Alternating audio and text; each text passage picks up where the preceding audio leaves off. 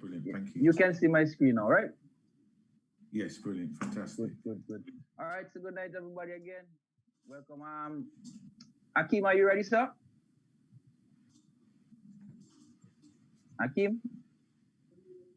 Whenever I'm ready. Okay, so you're seeing my full screen at the moment?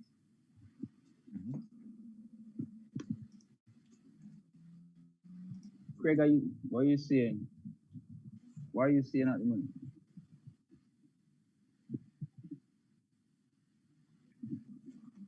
Let me just do something. All right. Your screen was there. Okay, let's see.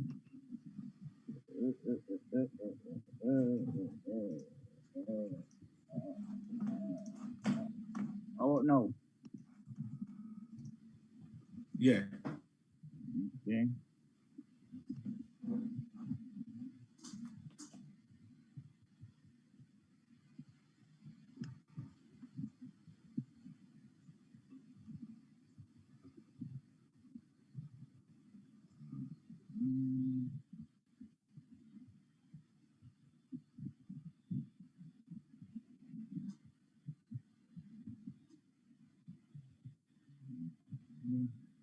All right, so good night again to everybody. Welcome to another session. Hope all is well with everyone. So tonight's topic for our session tonight is Jebel FC's Read the Game, Trends in Football from 1904 to 2019, and Mr. Theon Gordon, myself, will be doing the presentation. Now, as we looked at last week's session focus, which was part 1, we did a host of things that we consider were trends. It could be trends tactically, trends technically with the players, the physical side of the game, the importance of set pieces, and the evolution of the game in terms of speed and the use of space. All right, so for tonight, let's just begin. I cannot teach you anything. Sorry, I cannot teach anybody anything. I can only make them think. And Socrates gave this quote, and I thought it very interesting, seeing that over the weeks and months, I've been told that I need to help to teach other people. People need to actually take owners of their knowledge. So my thing is, I cannot teach anybody anything. I can only make them think. So it's really a responsibility of the individual. So this week, for Player of the Week, we're gonna feature Mr. Dexter Walker, past national player, also a player of the Jebel FC. And this is a segment that we're doing now every week to highlight the different players.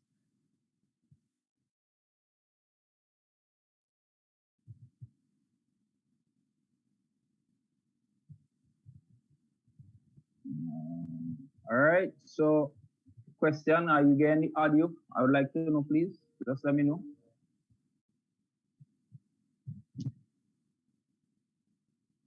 No audio? All right, so let's try and fix that audio. Okay. Let's try to fix the audio. All right, let me know now, please. Yeah.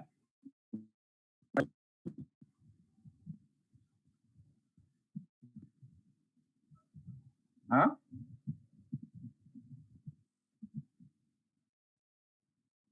Display. All right. I don't know what's going on tonight, boy. What is going on tonight? What you can see at the moment is you can see you're sharing two screens at the moment, so you can see your note screens as well. What about now? What are you seeing about now? Seeing it again, the presentation now? Yeah. So it was just up, right? Okay. So all right. I think I know what the problem is. I know what's going on. Socrates is making you think. I know what's going on. Socrates is making I believe so. And I've actually figured it out. So let's see how it goes now. Yeah. All right. Let's see what Socrates is saying now. All right, so we're good to go. We're up now. Should be good. We're good. We have the two screens side by side. The one with the current and then the next slide. All right, I got Is you. that what you're looking for? I got you. Let Okay. me just let in a couple people who are here. I think I know what the Okay. problem is. All right, so I think this should be the last time we're gonna have this issue. So let's go from here now.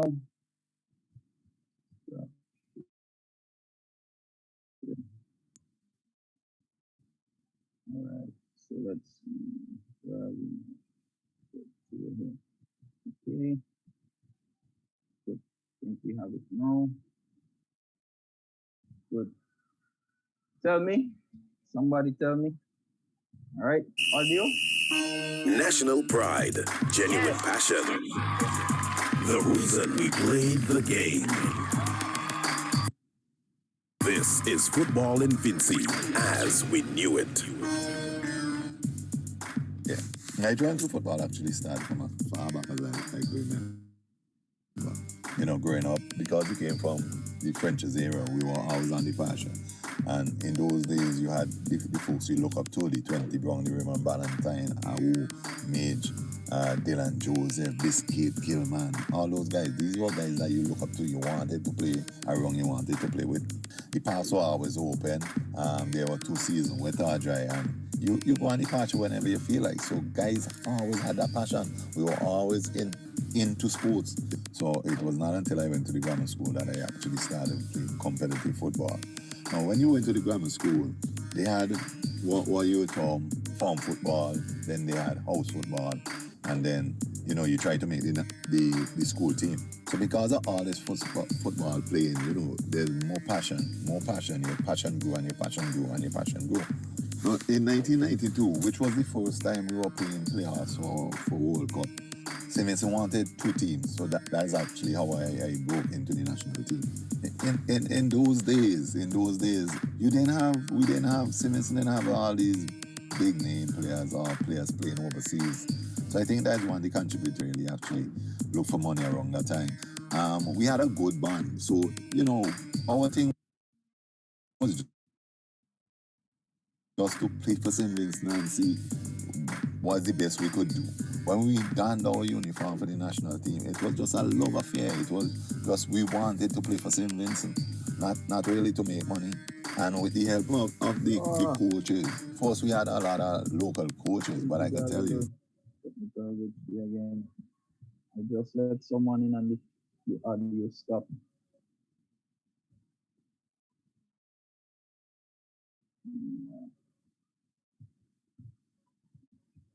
Maybe again, some more difficulty again. What's going on tonight? All right.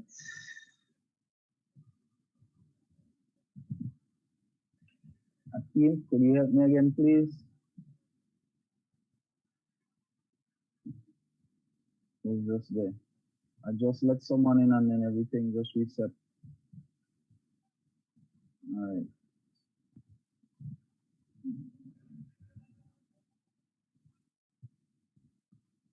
Yeah. Got it.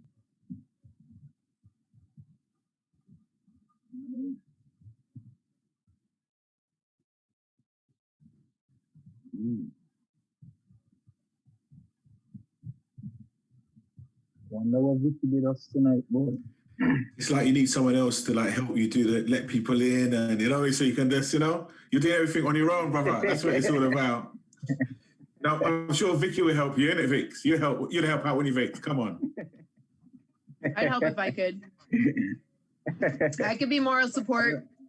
Yeah, that's right. That's right. You know, it's like Give me you a need T. to Give me an H. Give me an E. Give me an O. Give me an N. What's that spell? Gordon. Theon Gordon. You guys are so much fun.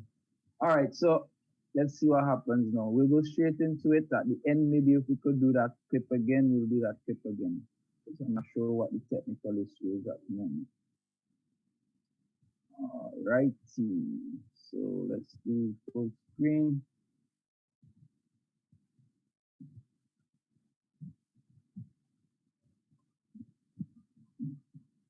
Right.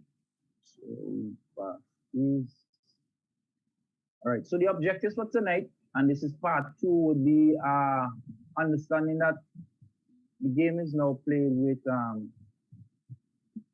clear but flexible systems, different types of behaviors, and we look at zonal system, defensive game, the attacking game, transition, and how key it is, and which we look at the animation and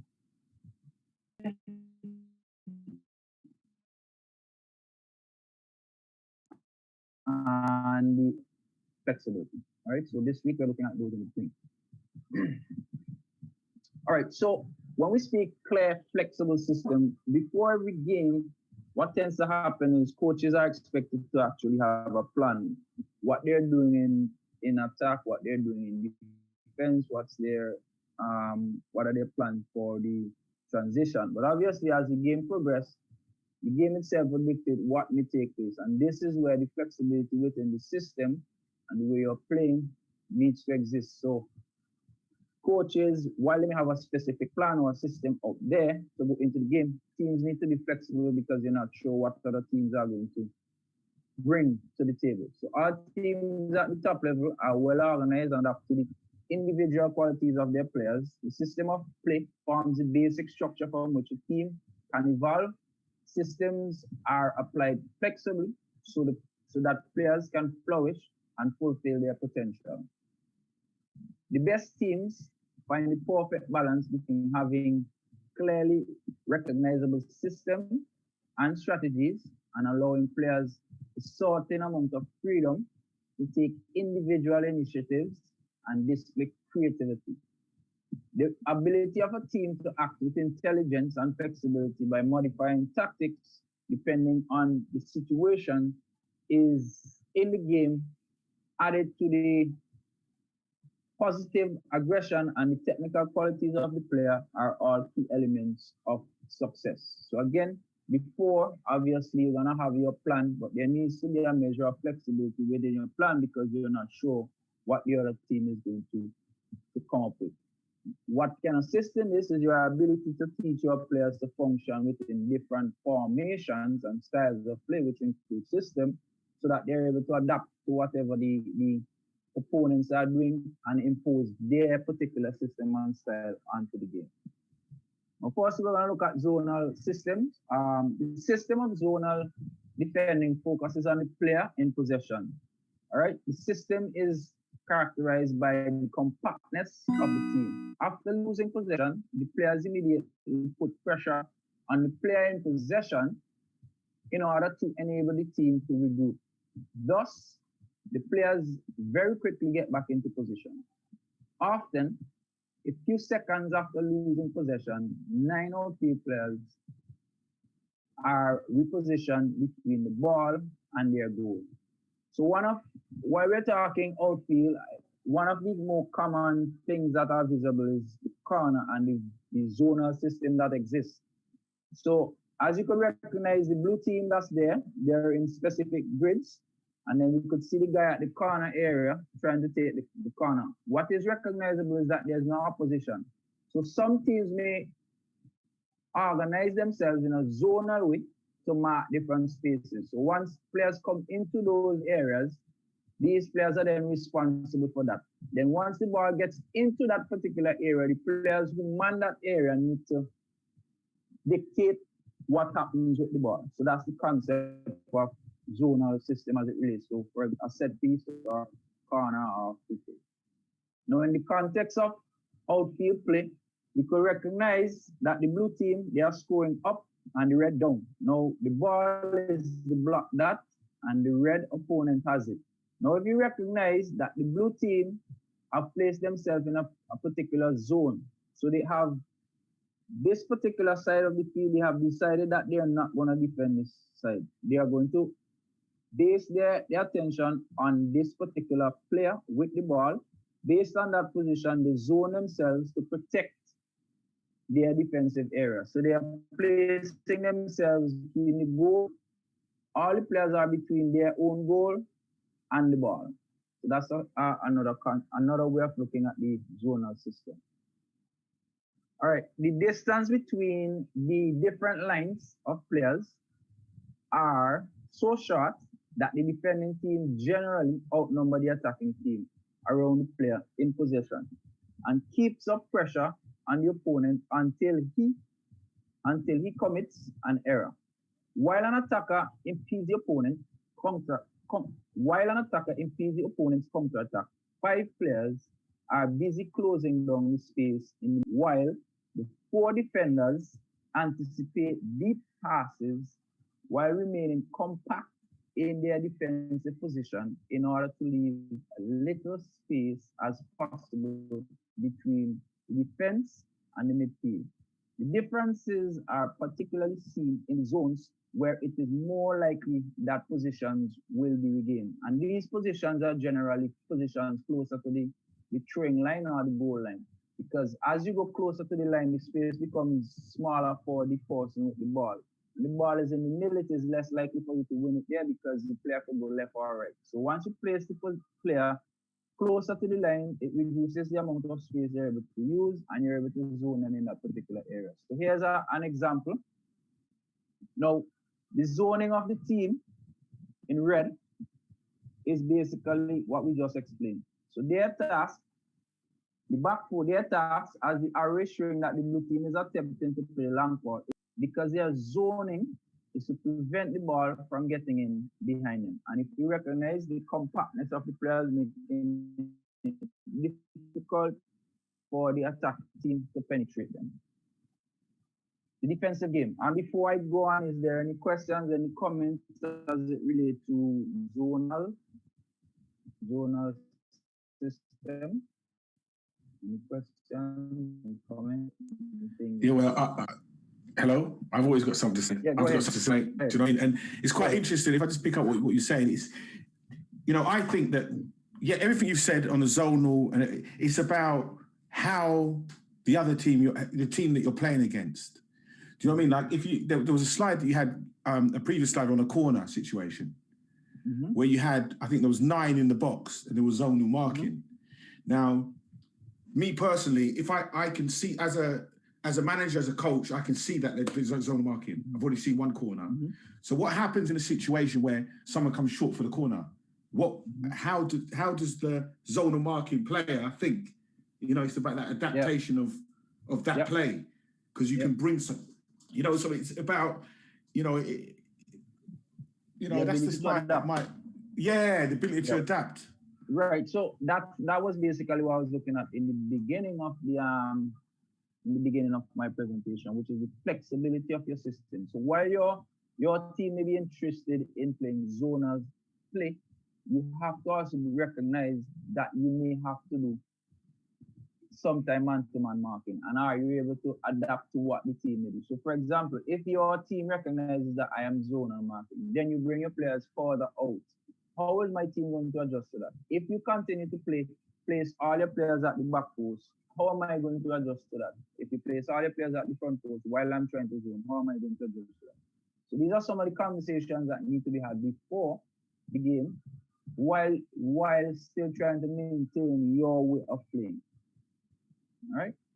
Yeah. I mean, I totally understand that. I just think that it's about, you can have a player. For this is my own experiences, and those that are listening, take me if I'm wrong. But it's about their mentality. They've got to be able to just switch on for that split second. We scored a goal because someone's taken a short corner, and they think, okay, my job role is to zonal mark, and they haven't adapted to that situation. So. In that situation, I would say that the coach didn't prepare the player as well, because there's a possibility. In that situation, I would say that the coach did not prepare his team well enough, because the coach needs to recognize, while he's interested in zonal playing, that the other team may do something that would be contrary to what he is thinking. So they need to adjust. So we know short corners are possible. We know players could come to the front post. We know players could go to the back post. We know all the players could come in the middle. But how do we adjust would be the task of the coach before the game, making sure that the players are clear. Yes, Patrick, I think you were trying to get in. Yeah, well, overall, your strategy for defending corner kicks is like this. First of all, I like the zonal system. It's good. You know, you don't have guys scrapping around looking for somebody, butting up on somebody and creating fouls. The first thing you do is your fastest player should not be in there. Your fastest player should be in the center circle. Once your fastest player in the center circle, the opposed back, at least 2 players back. So already you're not going to be outnumbered in the box. You should almost on the side, just outside the box. Hold on. Let me try. Okay, here it is. So we could just imagine it from this. Right. So you should have a player, right? You see this first red line? There's a line outside the field that the player has to stay behind. Your first player should be that guy. He should, anything comes in low and short, he should get it. Any short corners, he flies out. And you're still up. So the thing about zonal too is you just got to slide go outside and you must attack the ball. Yeah. I just think for me, I mean, it's about being switched on. It's about having the players that are completely thinking about what you're saying as well, Theon. It's about having the players, their mentality where they're switched on. And I can look at this and I think of a situation where I've done this. I've done zonal marking, right? So the guy's gone over to take a corner, right? And what he's done, he's just rolled the ball out. He's gone to the corner. He's taken the corner, but he's just put his foot in it and rolled it out. And as he's done that, the manager shouted out, "Peter, take the corner!" But he's already taken the corner because he's rolled it out. So the Peter's jumped out, the players come in, and then the guys just run over and pick the ball up. Do you know what I mean? And then the game, and then they don't know what they're doing. I mean, it's just, Again, it's down to the coaching and how well you're able to coach the players and preparing them for the game. Yeah. All right. And players should always, in a game, players should always be focused. You always see the ball. You guys are what you're hearing. Players should always see the ball. You never turn your back on the field. You run sideways, you run backwards. You always see the ball. And if you got that one man up, they'll keep 2 men in the center circle. You're not down men in front of your goal. The first man is at that line to pop out for any short corners, and everybody else attacks the ball. Yep. I have to quickly say this. I thought it was quite interesting what Patrick was saying, because I tend to do that in games where I put my quick players, push them up, so that it gives the other team something to think about. They know they've got to think. They're always continually. Do you know what I mean? They're always continually thinking about the next phase. Yeah. They'll always keep 2 men in that box. Trust me. They don't want to leave themselves exposed at the back. And then in your box, then you're probably up players because they got to keep 2 back. Unless it's late in the game and they'll take a chance on 1. But again, you're still on top of it. Yeah. All right. So now we can move on to the defensive game. Teams use mostly a 4-man defense in order to cover as best as possible the width of the pitch, while at the same time using the attacking advantage offered by this system. So obviously, having 4 players at the back, you can basically cover generally the width of the field, and the attacking is having them to overlap to create overload. So the goalkeeper plays an important role in our teams, or at least now, more than ever, having keepers play out the back and moving the ball around, being the first line of attack. Being positioned behind the line of 4, like a sweeper keeper in order to anticipate long ball behind his defense, and is responsible for launching attack when possession has been in the game. So again, what they're saying here, the trends moving forward is most teams have 4 in the back and they need a sweeper keeper who's very good at distributing the ball, as well as reading the game and interpreting when the defense is going to be beaten to intercept the ball. In front of the 4-man defense is a central defensive midfielder, sometimes 2, supported by 2 players on the wings. Right, so that's generally what the trend is, and here's a breakdown. But this is one of the 4-3-3. But if you were to consider the 4-2-3-1 same concept would apply, having the keeper playing a little slightly up. So if you're looking at the white team, you could recognize the 4 players in the back. So this is them taking advantage of the 4 in the back in attack, and obviously when it's defensive, they drop back and be able to cover the spaces. You have 1 defensive midfielder and 2 attacking midfielders. And then you obviously have your 3 forwards. So those are the trends that are happening now in the modern game. Low block is something else that is considered. If possession is lost, a compact defensive block of 9 players is formed with the aim of preventing the opponent from building an attack. So this is also a concept that is being employed by a lot of teams now. I think most recently, we used to call it parking the bus by Jose Mourinho. Yes, sir, Mr. Jumudin. Yeah, good night. Night. Well, this in terms of tactics and so forth, I am no expert, so I have a few questions, right? Mm-hmm. It's just that the other day I was looking, I was following up the whole idea of total football, Mm-hmm. and if we'll be honest, the teams that I'm talking about professionally and nationally that has the total football style of play, they usually dominate world football, in my opinion, right?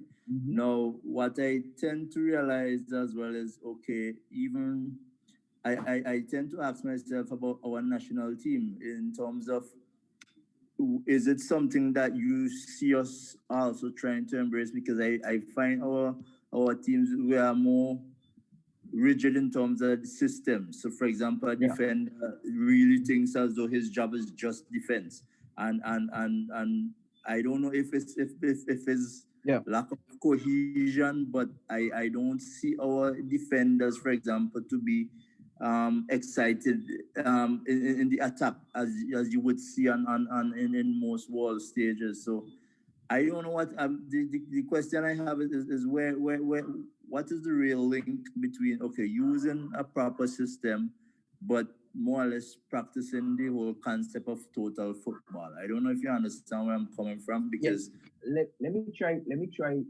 So let me try to see if I understand. So your concept is basically, how do we get Sindins to adapt a total football system, because we are very rigid in our style. And if we adapt that system, you could see us being better, because most teams who play that way tend to dominate. Yeah. Basically, because if you look at the world, I call them the world beaters in football right now, like the Spain and so forth. I mean, these teams now, and we know it originate from Holland, from Cruyff, right? Yeah. So and since then it's like that became the modern style of football, basically, right? Where but if I may be wrong, but I see us in terms of our national team, I see us as finding it difficult to adapt to such concept. I do not know if it has to go back to the rigid routine in terms of, I mean, it's one thing, because at the same time, as a coach, you want your players to be disciplined. You want you understand, but how I personally think in terms of the whole competitive world right now with football, I think is something that every national team should be able to play, the concept of total football, because we see the dominance that it has. Yep. All right. So let me try to see if I could address this. Now, our thing, as a coach, you tend to develop a system based around the quality of players that you have. So the quality, when we say quality, we look at the quality in the context of physical quality. So we tend to have very fast players. We tend to have somewhat strong players. We have not so good technical ability players, and we don't have tactically savvy players. All right. So this on the other hand, if you reverse it, if you look at the quote unquote Europeans, we would dominate them on the physical side of the ball, but they would dominate us on the technical and tactical side of the ball. So they have developed a system because of the greatness of the technical ability and the ability to keep possession of the ball to allow for persons to move into different positions, then they can adapt to total football. Siblings, on the other hand, what we have is a lot of runners who are not technically gifted and tactically gifted on the ball. So our system would be rigid and based around that. Now, I would agree with you. The youth development and moving forward should consider improving the tactical and technical abilities of our players, because once everybody's technical ability and tactical ability increases, then obviously our physical side of the game would outpower the other teams in the world. So that's my view on it. Tell me what you think. Yeah, but Tian, in terms of that, right?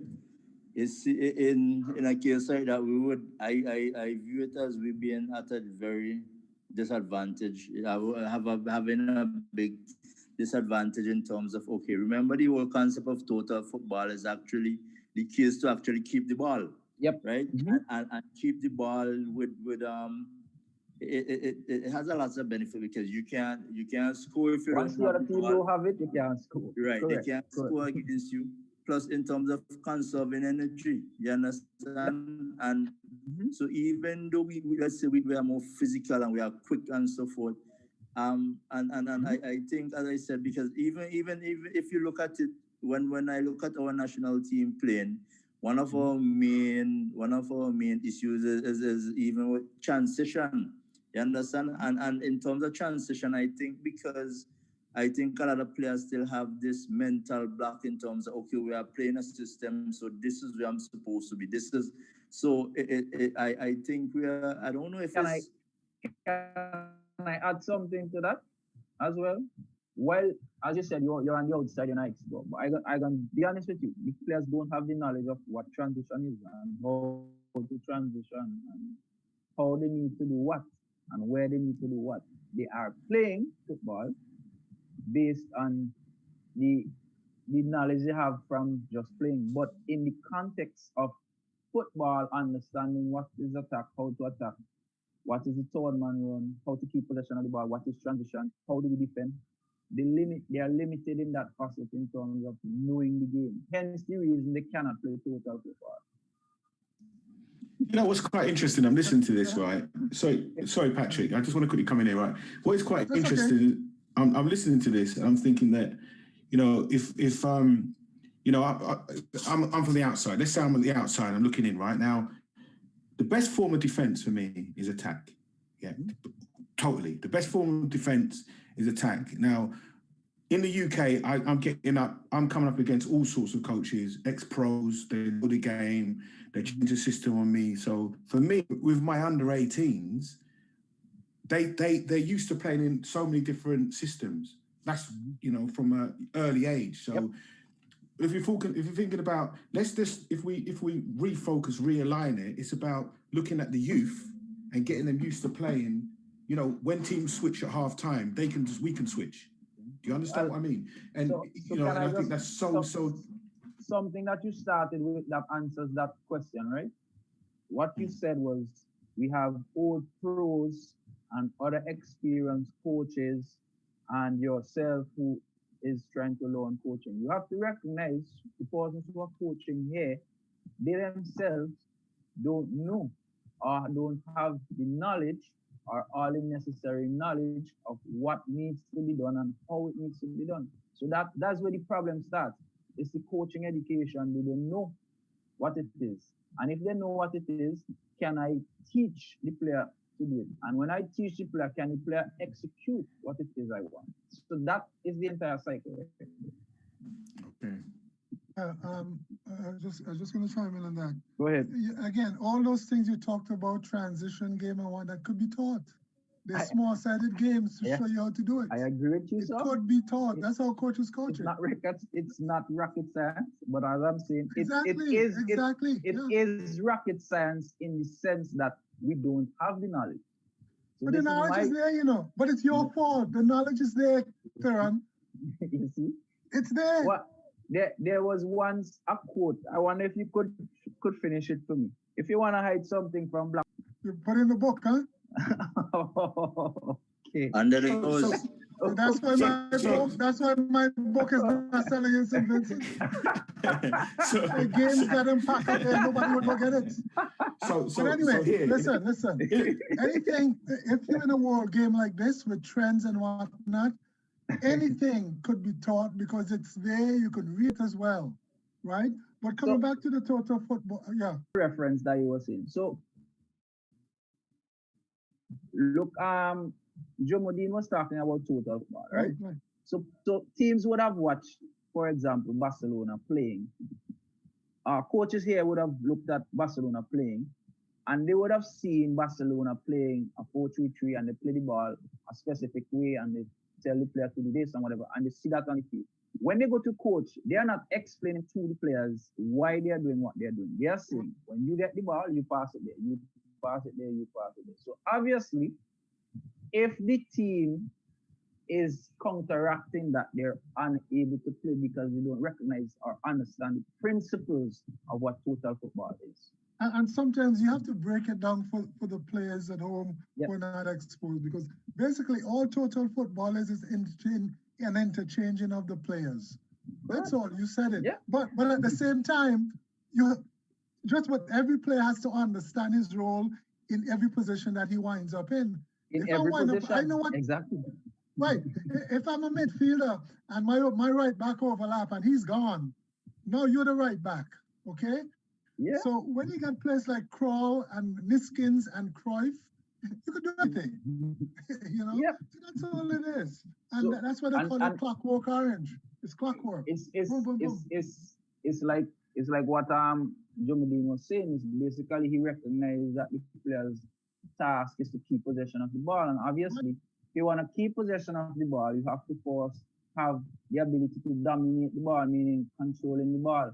And even after controlling the ball, your teammates must know where to go, when to go, so that you can create the space in order to keep possession of the ball and move the ball. So it's a complex system that I don't think our coaches are able to bring out. So to be a coach, sorry, to be a coach in St. Vincent, can I just roll up and be a coach, or do I need qualifications? At the moment, yeah, if you want to coach, you could coach. Yeah, I think that there's got to be for me to coach and to work with children and to coach, I have to do qualifications. I can't just come in and say I'm a coach. I got a couple, but I'm a bad man. Because there's so much stuff that is involved with coaching children. That, you have to go through that 4 corners. You have to do that. So you have to have your badges. So I think that one of the things we have to look at, I say in St. Vincent in general, is in order to be a coach, you have to do these qualifications. And what that would do is that...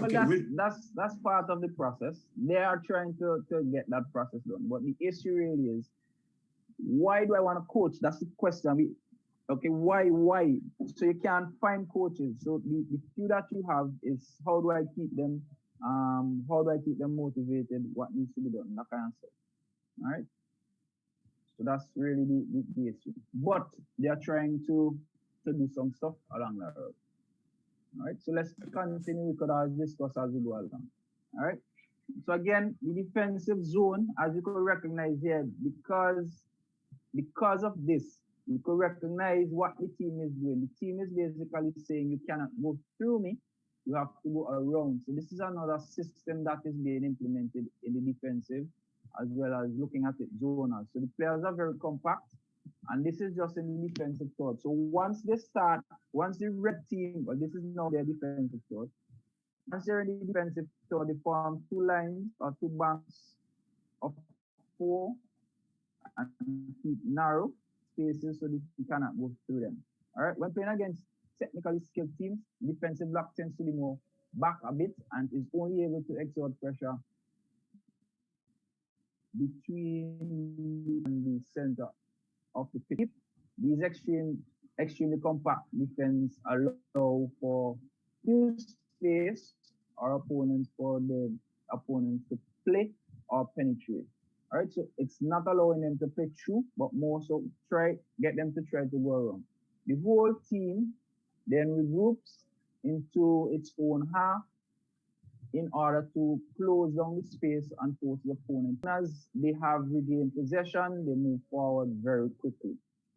Often implemented with two defensive midfield, this formation has proved to be more effective if the block is between the players, both in the width and the depth of the team. So again, this tactic and was basically about Trinidad game. I think this could have been Trinidad's tactic instead of trying to play so high, recognizing their low level of fitness and having a low block and telling the USA to play in front of them and trying to avoid them scoring as much goals as they did. That's what I said. It's a perfect game to put a lot of knowledge into your coaches in Simpson. Everyone should have seen the game or get tape. You could go on YouTube, you'll find the game. Sit down and talk about it, because these are situations you're going to come into. This is how you learn the game. This is how you learn it. Yep. Yeah, okay. Jomo, I saw. For me, what's important here in this situation is about the trigger moves. Yeah, and it's about the trigger moves. So if I'm running, me and you're playing in the same team, Theon, right? I've gone to press. Now I'm running at an angle. The press that I'm running at is I'm forcing that player a certain way, but you're seeing my trigger move, so you're coming round. So so there's a whole educational thing in there. Do you know what I mean? Yep. I'm saying that. Yep. Yeah. And so you again, if you were to tell persons about trigger cue in coaching here, I doubt a lot of people recognize what it means to train for the cue or the trigger. So an example here is, here the ball, the cue here is once the pass is slow or the midfielder makes some bad touch, press immediately. Bad touch, everybody press. That was the cue in that case. So even that in itself is something that coaches need to learn to understand. What is the and for me, it's also about the trigger move. It's about trying to force that player inside or to the wing. So it's things like that which are really important. So even this player that you're talking about, he recognizes what is happening. So he's closing this so that they can't play. So obviously he's gonna play it here, and that's the trigger now for us to press and recover the ball. So even these simple, we're watching the game, but we're not seeing these simple cues and things that we need to work. These are the things. And it's body shape as well. Body shape is quite key with coaches. Yep. Body shape is so important. Yep. That's what I was gonna say. And this should happen anytime. Anytime a defender approaches the ball, he has to side on. You can't go straight on flat-footed. If you're side on, your body is halfway turned already. And when you side on, you show them the side where you want to channel the ball. I know the English like to channel the ball inside towards the strong central defenders. I will never do that. I channel the ball to the outside. I channel the ball because the touch line works as a man for you. Yep. That's when you collapse, and then when you get them against the touch line, you don't have to worry about, the line. You trap them there, and that's it. When you force the ball inside, and the English do it all the time because your strongest players are usually in the middle, anything can happen. A handball, a deflection, okay? And when the ball comes inside, the shooter has more goal to shoot at. Yep. But if I make a mistake on the wing, and that shot is coming from an angle, my keeper has a better chance. I always channel the ball to the wing. When you approach him, show him where you want him to go. He's gonna go. He's gonna take it. Just side on and head. But again, it's about what system you've put out. So if you know you've got. It has nothing to do with the system. This is a 1v1 situation. No. Oh, okay. No. The key is the second defender. He will know where you're channeling that ball, and when the ball goes, he goes, and your second defender with the depth steps. So that's the key. He will see exactly where you are channeling that ball. Yeah. Has nothing to do with the system. No. I'm saying with regards to the system is whether you're playing inside or you want them to come inside or go down the wing. Go ahead. That's what I was saying. Well, I don't know. Let me ask you this. You want Messi, if you put Messi comes down on the right side, do you want him coming in on his left foot? Coming into your goal in his left foot? to be fair, I'm you know, on a weekly basis, I'm never faced with someone like Messi. So it's just a concept, right? It's not just Messi. A lot of players do it. I The other wouldn't guys really. come down the right side and they cut in think- on that left foot. Well, I when think he we picks talked up, about. yeah, but when he picks up that ball, you better Yeah. force him to his right. Listen, I see him put man on his backside, you know. So know. I don't, you know, do you know what I mean? It's all I'm saying is, like, I agree with you, Patrick, because it is about body shape, whether you shot him inside or outside. But I think it's how you set up, whether you got whatever system you're playing with, as a coach or a manager. If you want, I want the players. For example, I'm playing a game, and I know that this side is wingers are deadly, so I don't want the wingers to go down the wing. I want them to come inside. So I'm going to ensure that my defender is forcing that issue, so he's coming inside, because I've set up so I've got 4 in midfield or 3 in midfield. So do you know what I mean? It's just like that. I agree with both, because it really depends on the person you're playing with and the person who is defending them at that moment, you know, and what players you have at that time and where you want to. Because I've actually even as a defender faked people to one side and taken them the other way to tackle them. And that's worked. Yeah, but Vicky, it's quite interesting you were saying that, because you're playing, you might be playing a game, and for me, I have to change at half time. I'm 3-0 down at half time, but then I want to win, so I've got to change the whole system. Can I be a devil's advocate now? So I'm gonna contradict all of you and be like all of you at the same time. So I'm gonna draw in all the concepts. So for me, what if in the attacking thought, in my attacking thought, I'm channeling them to come to play down the middle. My reason for it is, once I win it there, I'm closer to the goal, and then I am able to get a shot. Once they get to the middle third and defensive third, I'm channeling them onto the outside and wings. What you guys think about that? No, but that's exactly right. This is why when you press in, you don't start, you stay back. You let them play the ball, and then you go. You want them to lose the ball in front of your goal. I'd rather them losing it right in front of their goal than on the wing, right? Yeah. But if you're late coming and the ball is already moving towards the wing, fine. But that's the only time you will press the ball to the middle, because you and your offensive third in their defense. And I'm losing from there. So based on what everyone is saying, is relative to who you're playing against, what system you have, what's going on in the game, what's going on in the game. But again, regardless of what system, man, you want that ball outside. Yeah. I don't care how fast he is. Well, that's if he's fast, that's you know what? England thinks differently. I know. Here's something interesting. We talk about Johan Cruyff, right? You know what Cruyff said one time? Cruyff was never a very fast player. Cruyff said everybody thought he was fast. You know why? Because he mentally, he gets a step on them. He anticipates and he starts going before. So when players are tight, when players are fast, you're never tight on them. They'll leave you behind. And then you make sure you have cover. So, I keep them outside. Don't come inside. So some other variations in the midfield game that we had looked at. Majority of teams play with 5 midfielders. That's a concept as well that is taking place in the game.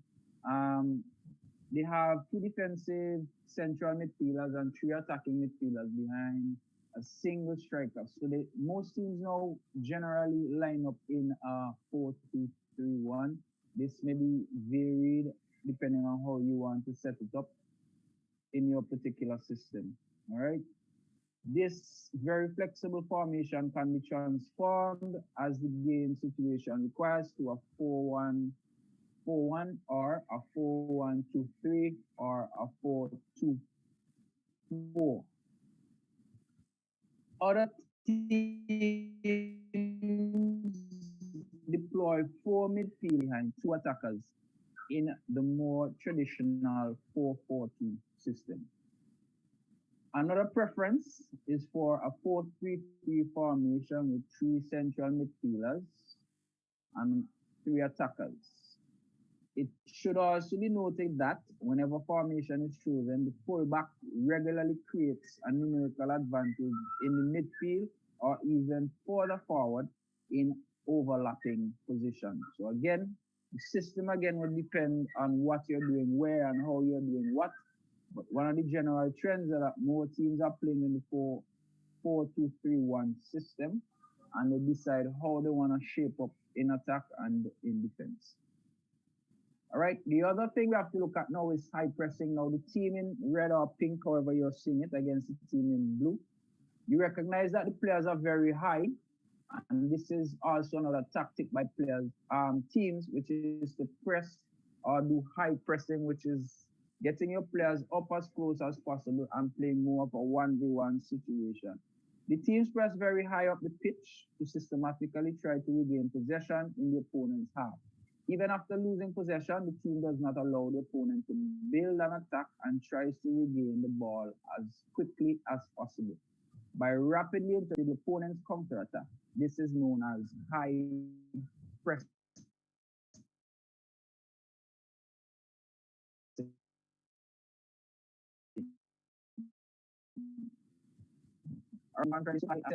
Position behind him. The wings are always occupied by two players in the channel, with the fullback regularly supporting. When a team plays with two strikers, these two players generally have complementary characteristics. So, for example, tall and athletic versus small or lively and quick. This was more so a concept back with England when they had the big striker who played back to goal and a very quick striker just behind in their 4-4-2 system. So this also is a trend that seems to be coming back in as well. So now we're on to the attacking game. What are the trends that we are recognizing in the game now as it relates to attack? Broadly speaking, there are two main trends. So there's an attacking game based mainly on ball possession, and we usually see Manchester City and Pep Guardiola's team focusing on that. And attacking game based mainly on counter-attacking style, and one that you can recognize as well as Diego Simeone and Atletico Madrid. Now, the best teams, however, are able to switch between gradually building up play, fast attack, and attacks gradually building up from recovering possession of the ball in midfield and playing a succession of 5 to 7 succession of short passes at paces while looking for gaps in order to catch the opponent off balance. The build-up generally covers the whole pitch, starting with the triangle move between the players in the center of the pitch, between the opponent's line and in the gaps before switching the attack to the free wing, either with a cross or by outnumbering the opponents down the channel. And here in the image, you can recognize that that is actually happening. So City, which is the team in blue, they are building up. The opponents are trying to be compact. City is now trying to spread them out, playing the ball wide, creating an overload on that given side. Now they'll get the cross onto the inside. So this is one of the tactics that are being deployed by some teams. And as a result, we recognize as well, when playing this style, that teams tend to play with a deep lying block and try to defend just in front of the goal, which is what we were talking about earlier. Any comments? Concerns? All right. I was just gonna say that that these types of playing just shows the type of fluidity that a team can have, but that does take years of practice. And what you guys were saying before is that that's what SVG is concentrating on, but it takes time to build up so that at that point in time, the players you're working with, you're customizing it to them as they grow while you create the educational system for the younger ones. Very well put. I would agree with you, Vicky. Use what you have now, work as best as you can now, but try to build what you want with the young ones. Yeah. Yes. Well, it's just in agreement with what Vicky is saying, but it's just as well. It's just a sad reality of where we actually at. Because to be honest, is like that is why, to be honest, like we have a lot of talent that comes through. And when, for example, if we get some of our players overseas, that's why some of them struggle, because that's when they really start to learn football. right? Now the gentleman, in terms of he was asking about why is it that coaches, like even coaches in terms of how to be a coach home here. Now, on one hand, we may say, okay, we thank Jomo for his service. He's doing a good job. He's just, it's his free time and stuff. But we need to be honest, is Jomo really contributing positively to the growth and development of these players in terms of giving them the needed, the necessary knowledge base early in terms of their learning of the game. Why I say this because while growing up playing football, most of the times it's just the traditional 4-4-2, 4-4-2, 4-4-2. When you're on, so even being part of teams, you hardly find that teams would just explore different formations, if you understand. Yep. So when you have players coming to a national setup, you have players that are not even exposed to three formations, right? Yeah. So now it's like you having a national player, but yet it's basically you have to go now and spoon feed a player who should have learned these things while growing. So it is very important that the football federation look at who is actually doing the initial grooming of our players. Mr. May, I have to say something, Mr. May. Sorry to cut you, Mr. May. Right? Imagine I'm in the UK at the moment. My under 13s, I'm teaching a player under 13 how to step on a man's toes while the game is going on, so that nobody picks that up. How to trip a man. How to, when a corner's been thrown, how to tangle up your legs to get the advantage. So there's a lot of things that the game in St. Vincent, where we're trying to be nicey, systems that I'm using, 4-1-2-1-2. That's not even in the books. You can't find that in the books. Playing with wing backs, yes, but you've got 4-1-2-1-2. So what does that system look like? And you're teaching that to the national side. They know it all. They're big. They made it. It's about the youngsters and exposing them to that. So is it about trying to get the youngsters, the under 15s, the under 17s, playing in England on a tournament, trying to do tours like that? So they might be going around Europe. And the federation have got the money to do that. They have got the money to do that. And I think there's that. It's about the youth education in order to get them to the World Cup. It's not about what is there at the moment. Because I think I was on a call a few weeks ago where I knew that for £4,500 you could have, I think it was about £4,500, which is about 15,000 EC. You could have players strapped within your football league, so you're strapped. So when you're picking your side, when you're picking your national side, you're not picking on favoritism, you're picking on stats. You're picking on stats. And I agree. And that's why I'm agreeing with you as well, because we need to look at who is setting the foundation in terms of coaching for the youths. Because as much as, yes, sometimes we admire coaches who give up their free time, but even though you have persons passionate about coaching, then let us make sure that they are qualified, because it's very important, because what we are realizing right now is that, we have a lot of potential that come through the ranks, come through persons coaching them because of something voluntary that they are doing because they were past players. But it really affects the game in terms of hello. Yeah. Hello. Hello.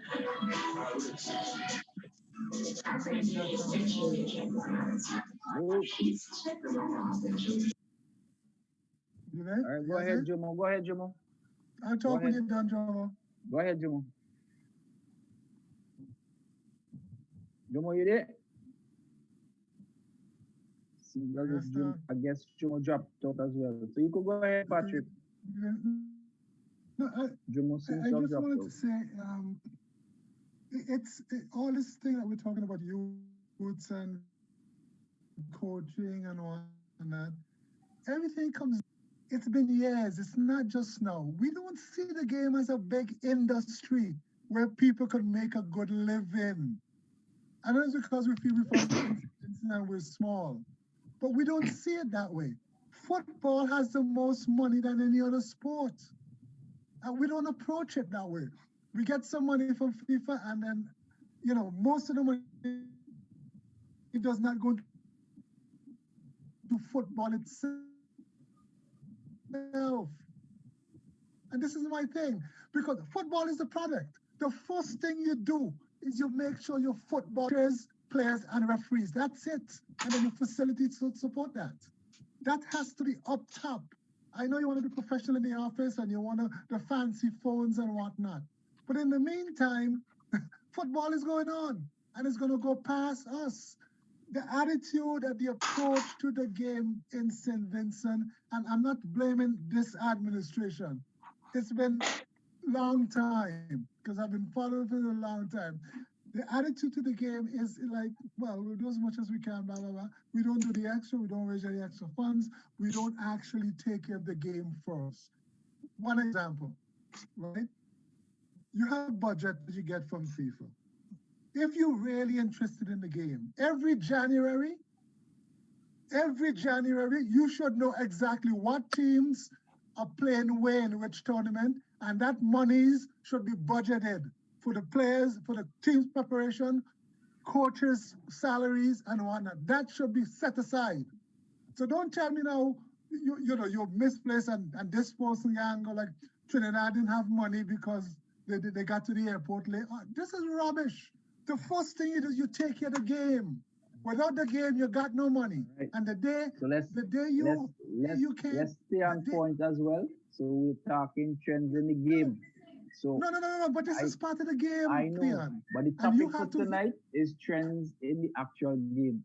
We know all of these things are problems. Let's focus on them. Because it's quite interesting. It's quite Theon. We'll stay here all night. We're going to stay here. One last thing I'm going to say. Guess what? All the trends and that you're talking about for football, yeah, how can implement it? Tell me. Okay, can I just say something? Let me just say something, Patrick. Yeah. Let me just say something, Patrick, right? And Theon, I want you to wait me. For all the books that you look at, right? Have you seen a 4-1-2-1-2? So no. You might have seen a 4-3-1-2-2 defensive move, but the 4-1-2-1-2, right, with the wing backs. That's a complete overload. Could be looked at a 4-4-2, but with a diamond in the middle. Right, but it's quite interesting though. The point I'm trying to make is quite interesting as a concept. Yeah. Now, as a concept, it's quite interesting. As a concept, and you look at in the 80s. Yeah, so you look at in the 60s and the 70s and what has happened over the years. It's about St. Vincent having what I've seen. The talent is there, The talent is there. There's raw talent in St. Vincent. So it's about, is it a case of, us playing our own system in St. Vincent and let the world catch up. Do you know what I mean? It's like it has to be we are recognizing the trends in the world. How can we adapt to them based on our strengths and recognize what our weaknesses are so that we can be productive?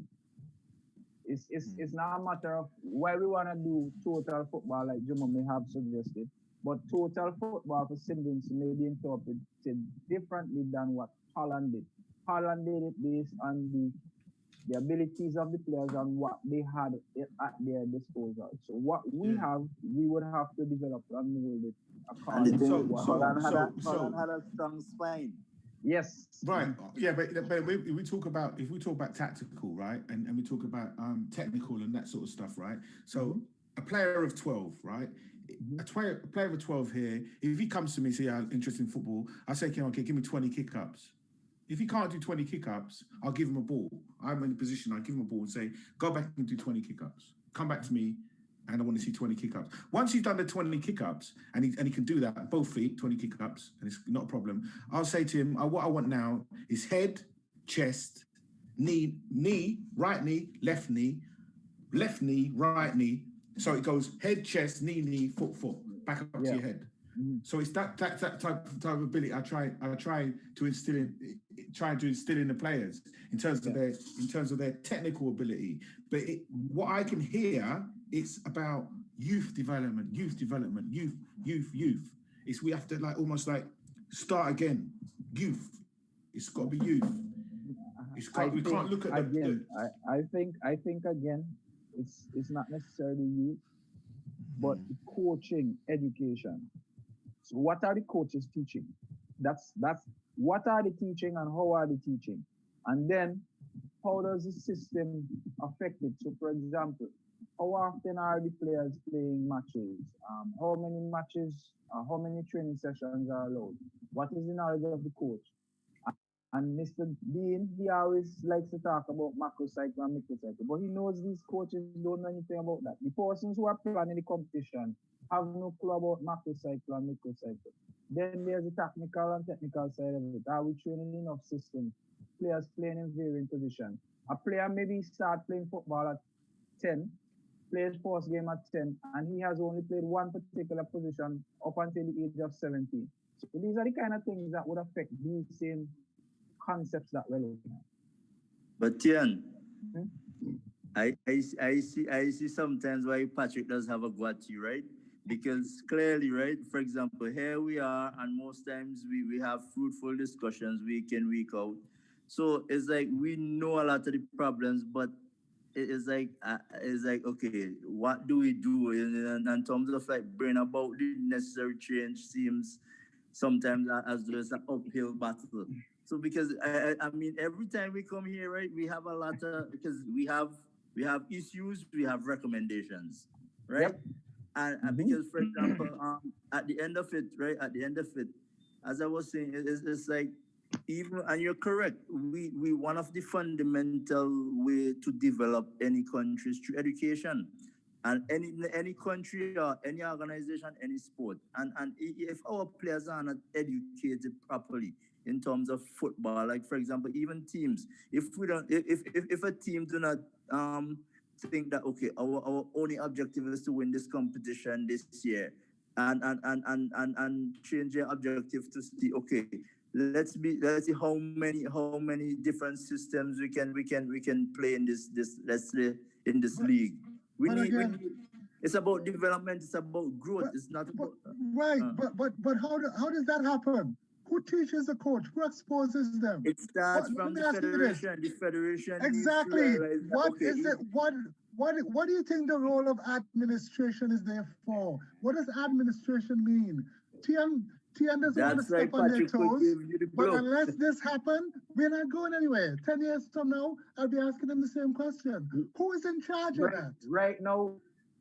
You laugh. Who's in charge? Patrick, right now. Patrick, listen up. Patrick, right now, Mr. Dean, Mr. Jomo Dean is being devil's advocate. And I'll tell you why. And I'm going to tell you why, I'll just skip. Mr. Dean, where are you walking?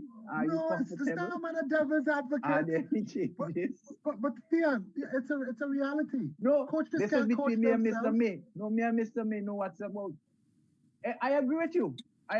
But it boils down to culture, you know, man. Our culture is not one of education. We have an education revolution, but it's one of the craziest things I've ever seen. I'm not too sure how we recognize or look at education. Listen, but again, that's why I said through soccer, you could teach your community. Football in St. Vincent could be a model organization for the rest of the organization and for the politicians too. Show how you take the money, show how you could educate your coaches, make your players better, and politicians will see, maybe that's an example for them, how they could use and build the country better too. Patrick, better. You know, Theon, is there an opportunity so I can do some work in the UK where I can potentially get the FA, you know, their course material potentially, and then you guys could be delivering it over there in terms of... To be honest with you, there's no issue with course material and that kind of stuff. The problem is always implementation. So the funds are there, the personnel are there, But the problem is planning and implementation, and as well maintaining the specific plan, controlling the plan, make sure it is going where it's supposed to go, And getting and feedback, and then and modifying as we go. Yes.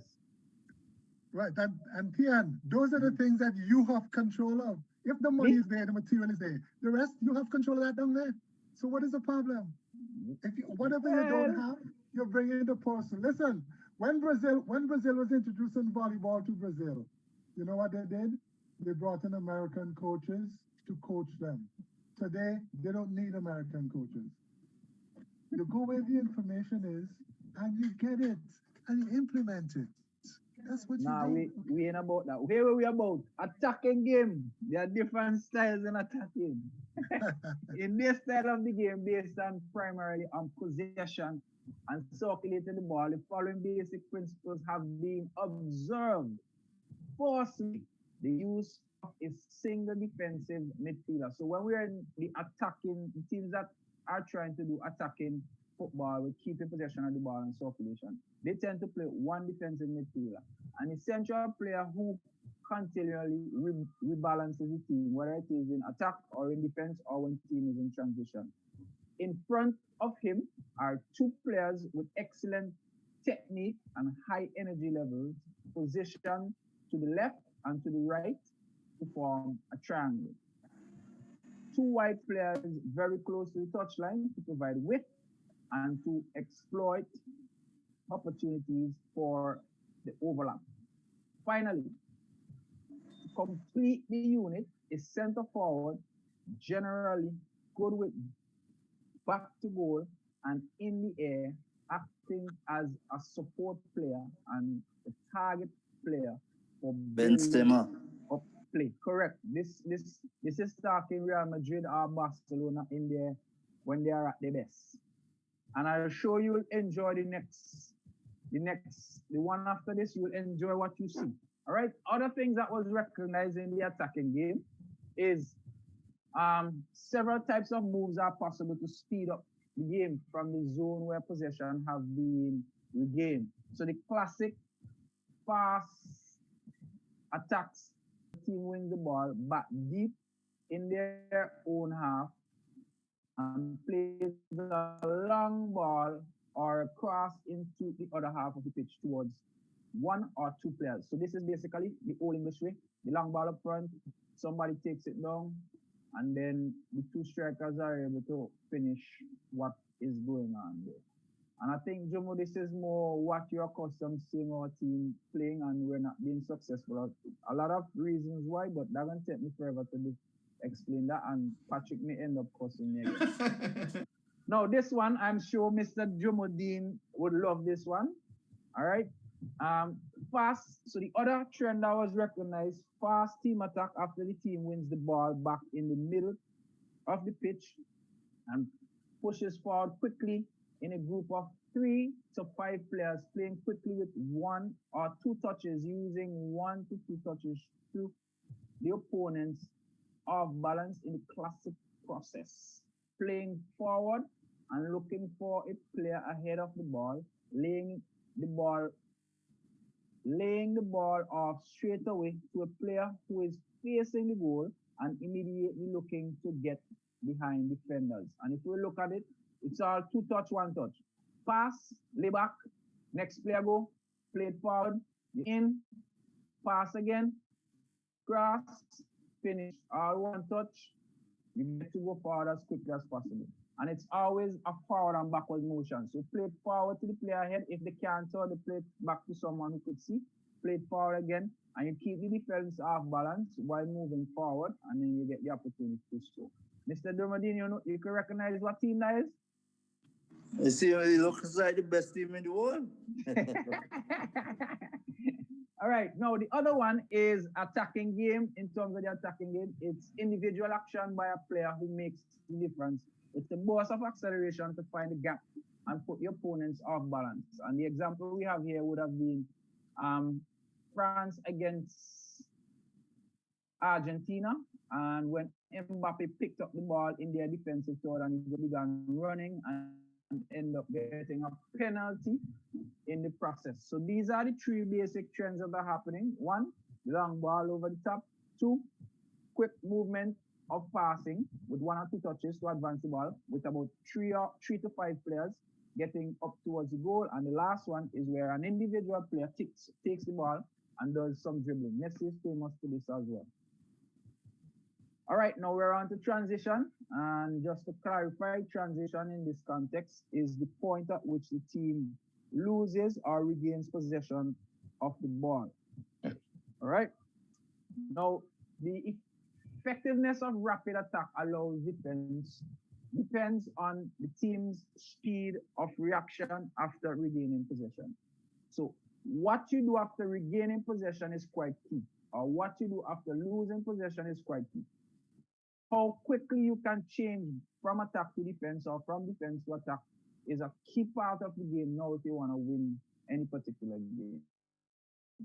A rapid transition from defense to attack and attack to defense depends on the first few seconds after winning back the ball or losing possession of the ball. Good teams exploit this short window of opportunity before any team organization can take place. In terms of gradual attack, it is the break in the passing game. By suddenly accelerating or by a deep pass in a gap and between lines. That creates the danger and the goal scoring opportunity. It is also important to note that the best teams have 2 or 3 outstanding individuals who can make a difference. So if we were to look at the image that's here, the ball is in transition now. Bam, we win it. What do? Look for the space. We play it forward. We can exploit. Why are they able to exploit it? Because the white team are off balance and they're not in a good position to get in a proper shape. So what we do in the time that we regain the ball, those few seconds, he's able to turn, look up the spaces there, play there quickly before the team could reorganize, and you're able to exploit them and score a goal. Now, effective defense or attacking transition. Being able to move quickly from defense into attack is key to success. Moving quickly from the middle of the pitch, as well as the timing and precision of the last pass are decisive in building a successful counterattack. Teams need to be able to get past the opponent's defense by using flowing and rapid sequences. Another decisive factor is the ability of a team, after losing possession, to put pressure on the player in possession, causing him to lose the ball, being both caught off guard and blocked in his attempt to attack. Mastering the counter-attack has become an art form, and the time when teams would stall upon regaining possession is long gone. So if we were to look at the image here, when the blue team regains possession, it is no longer stall or wait. It's into the striker, and we're on our way again. It's not waiting for them to regain shape. It's about getting it forward. So on the opposite end now, when we lose the ball, the idea is to put pressure on the player on the ball so that they cannot move the ball forward quickly. Obviously, if you allow them to move the ball forward quickly, they will catch us in a bad shape, and they will be able to exploit the space that's behind or to the side of us. Any questions or the comments as it relates to transition, effective defensive and attacking transition? Yes, we know Cindy that other way. Mr. Gordon. Yes, sir. Yeah, with regards to the transition moments, whether it's attack, defense, in between transition, not just the moment before losing a game. The transition moments, the important thing is that with the players, every single player in the field. I agree with you. You see that mental switch, that alertness and so on, that is key for every single player on the field with regards to losing or gaining transition. I just want to just reinforce To add to that, can I add to that? While we had the conversation, the question is, can players recognize that we are about to win the ball? So if they can recognize that, yes, we're about to lose it, then the transition is quicker. If they recognize we're about to lose it, and they can get into position quickly. Can I just say, I just want to add something here. Sorry, I have to say this, right? Theon, right? This is fantastic. First and foremost, I want to say what you've delivered here this evening is brilliant. And I would strongly suggest that you start, you might be doing this already, but I would suggest that you start working with the youth and start back again. I know you might be thinking first team, but I would suggest that you start back again and instill your knowledge into the youth system and get them to know this, right? What we're watching at the moment is pros. We're watching pros. We're watching pros. Now, I can look at it from me personally, I'm 52 in March, yeah? I've had Joe Cole used to play for me as a 9-year-old. John Alls used to play for me. I've got a new signing at the moment, plays for England and for Chelsea. So I've done a lot in the game, right? Now, the level of what you're showing here, this is like free touch football, right? What you have with youth, they all want to touch the ball, hold on to the ball, they want to touch. It's about moving the ball quickly, yeah? This is quick transition. Come on, man. Halfway line, that's less than 4 seconds, man. 1, 2, 3, 4. That's quick movement, right? Yep. Now, in order for us, when I say us, I mean St. Vincent to get into the World Cup, it is about someone like yourself, and I don't mind putting it out here like this, right? Someone like yourself instilling this into the youth so they get it. The older foot, man, they ain't getting it because they're, scored 6 goals last week, So let me say and whatever, you understand? Yeah, but see, let me say this though. But everything Theon said, this is great stuff. That's why I tune in. All these things could be coached, and the players could learn to execute it, right? All these things could be done. And this is what the professionals do, but maybe some people feel because professionals do it, we can't learn it, which is rubbish. Yeah, but it's about the coach, though, isn't it, Patrick? Patrick, it's about the coach. Yes. What's that? About the coach. It's about the coach. It is about the coach. How you coach. Support the coach? How is the coach going to implement this if he doesn't get the support? And you have to be able to implement this in a game situation. You're going to play. You could practice all you want. You do it. How many Let me finish. How many practice games is a national team or club?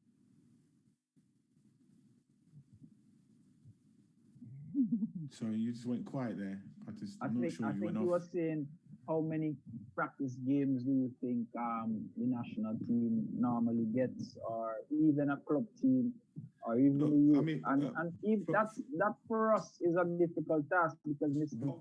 is here, and he's working in the Ministry of Education and this physical education side. And we are in the process now of trying to explain to them the importance of having more games and recognizing how important it is to have cycles and the coaches understanding. So players can't do this if nobody knows how to do it. No, it's very important. I mean, at the age of 16 here, you could do a college program, you could do football program. That isn't even implemented in terms of education in St. Vincent. That could be something that's looked at. So you might have someone that is a really good footballer, but he's thick as 2 planks. So in order for you to, do the football, you have to, think about your education. When I think of Luke was an England player, when he was 13, 12, 11, 13, he was in knife crime at school and all things. So Chelsea picked him up and then they put him in private education and turned him around. So there's that whole educational thing, which is really, really, is critical, I think, as well. But what you're delivering here in terms of, I'm watching it and thinking, yeah, that's right. Okay, yeah. Now, if I was 12 or 13 watching this, I might get it. I might be sitting in the classroom. Yeah. And I can get it. Yep. I can get it. And I know I don't want to do maths and English, but I'm a good baller and I can get it. I can get it. So now I've got you. You've got me. So I'm interested in football and you've got me attracted. Now you can work on my education. You could say to me, well, Craig, in order for you to, you have to really do your English homework. You have to do your this, you have to do that. So then there's this whole you know, building The of, holistic, you know, the holistic view of the developing holistic the child. approach.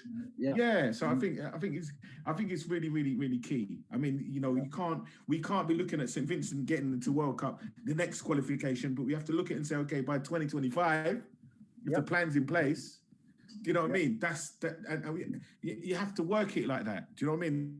There are a lot of real good coaches that I've seen in St. Vincent. You know, I've seen things where I'm part of the national. I'll just be really quick, Theon.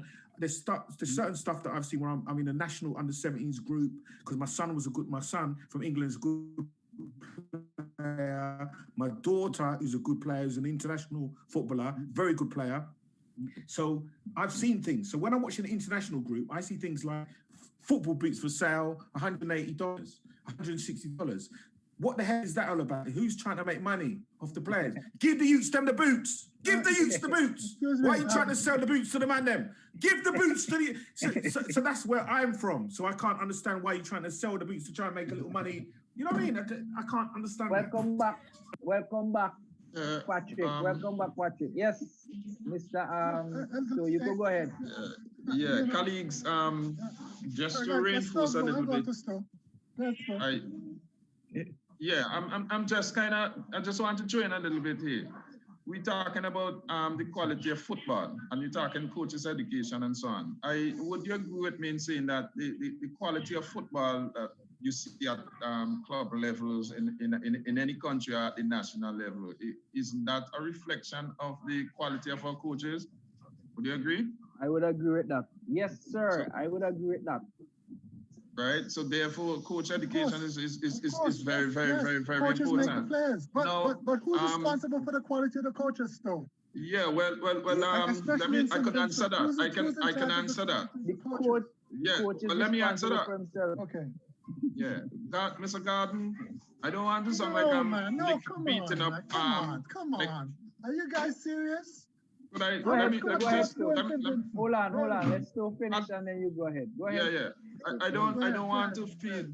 This is my opinion, and I stand strongly with it. In terms of small island states like St. Vincent and the Grenadines, where club structure and so on are fairly new to us and so on, we now get in there. I think a lot of the responsibility should be the FA to start the ball rolling in terms of ensuring that, you know, the coaches' education are there and so on. We cannot think along the line like Europe and so on with all of those professional clubs and so on. They can do their things independently from a club structure because of what is available to them. But in small island states, the FAs has to take the responsibility, set up the programs and so on, get the coaches on board to educate, and then eventually as time go by, the clubs can become more proficient, efficient, and to roll out their own thing. I know that is where we're trying to head to, but for now, it is the FA, and I would put my head on the block to say it is the FA that is responsible for in these small island states to start the thing and so on and get it going and put things in place. I agree with you. And why do you want to put Patrick in this position to shoot me again, man? Come on, man. No. It's not about shooting you. Listen, you know. Theon, the way you move forward is by constructive criticism. This is not malicious criticism. No, you know me by now, man. You know about me. You know about me. You know I'm good. But you know that, man. Here's the thing that, I was addressing what Sto was saying. You know, it is true. There's a lot of things that the FA could help you guys with in terms of coaching education. You guys are right here close to the US. We just finished the first week of January. The United States Coaches Association just had their virtual convention. So I sat here from Monday through Friday with sessions from 8 o'clock in the morning till 7 o'clock at night, with a million things to be learned. It's all there. Anybody can learn anything and you could teach it to the players, right? But in you guys' case, you have the administration, it has to start with administration, because if you show interest in the coaches will feel better about themselves and that'll motivate them. Last week, you guys talked about players not showing up and whatnot. you guys have to show that you have to you have to give them hope, man. You have to give them promise, especially with some of the fellas there who have done with their education, and football is a viable way to make a living. And some of them are good. You have to give them hope. A young boy growing up in England and France, he knows what's ahead of him. He knows the academies are there, the pickup games are there.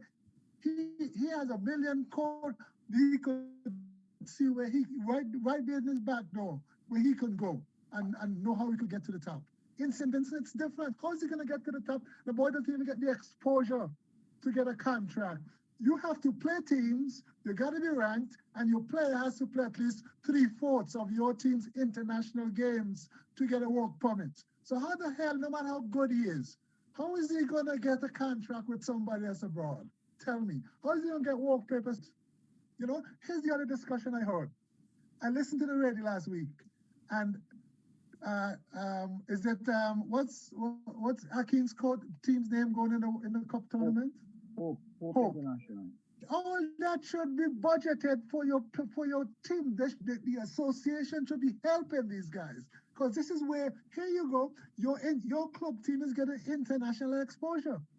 They go to knock off somebody. If you guys play well, they could wind up in MLS. Automatically, they should be supported financially.